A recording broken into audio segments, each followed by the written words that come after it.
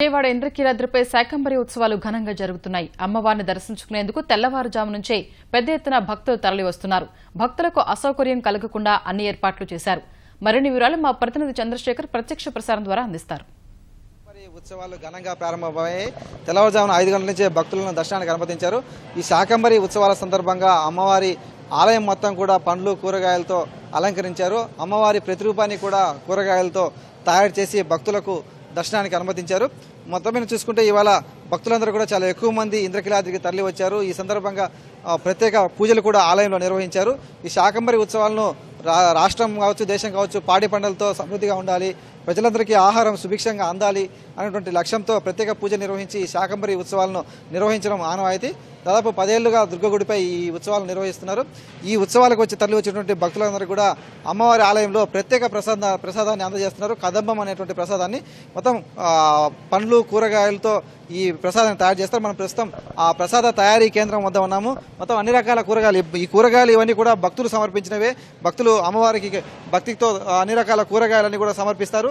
ఆ కూరగాయలన్నీ కూడా తీసుకొచ్చి వాటిని తయారీ కేంద్రం వద్ద వాటిని ముక్కలుగా కోసి అనంతరం ఈ తయారీకి వినియోగిస్తారు. అన్ని రకాల కూరగాయలు మొత్తం దాదాపు 12 రకాల కూరగాయలని ఈ ప్రసాద తయారీకి వినియోగిస్తారు.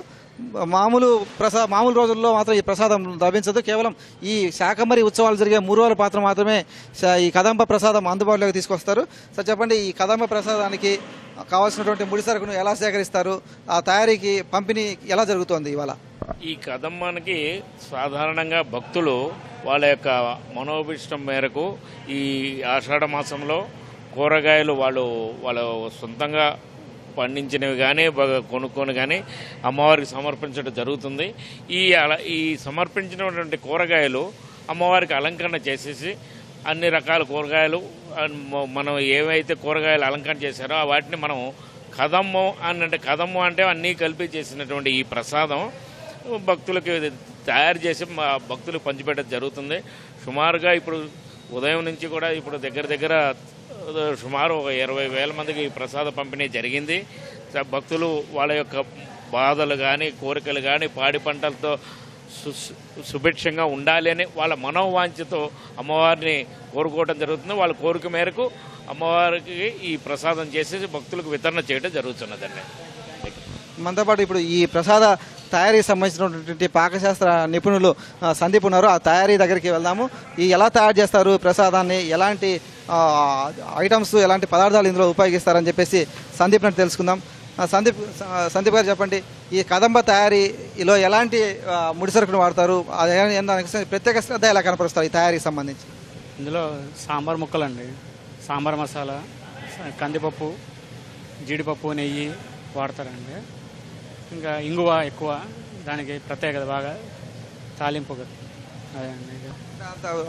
దానికి రుచి వచ్చే విధంగా ప్రత్యేక శ్రద్ధ తీసుకుంటారు కదా. సాంబార్ మసాలాలో ఉంటుందండి. అంతా మనం నేతిలో వేయించేసి బాగా సాంబార్ మసాలా వేయించేసి ఇంగువ తాలింపు బాగా వేస్తే అది ప్రత్యేకంగా.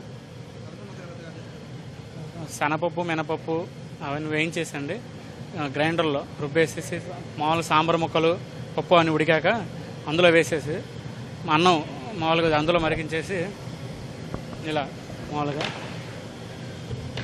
అందులో మళ్ళీ నెయ్యి తాలింపు, జీడిపప్పు, ఇంగువ బాగా ఎక్కువ దానికి తగిన పాదలు వేస్తారండి.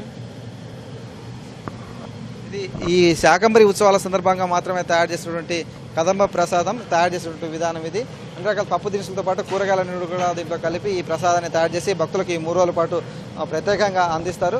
మొత్తం ఎంతమంది భక్తులు వచ్చినప్పటికీ కూడా ఉదయం నుంచి సాయంత్రం వరకు అందరికీ కూడా ఈ ప్రసాదాన్ని ఉచితంగా అందించేందుకు అన్ని రకాల యంత్రాంగం ఆలయ అధికారులు చేశారు.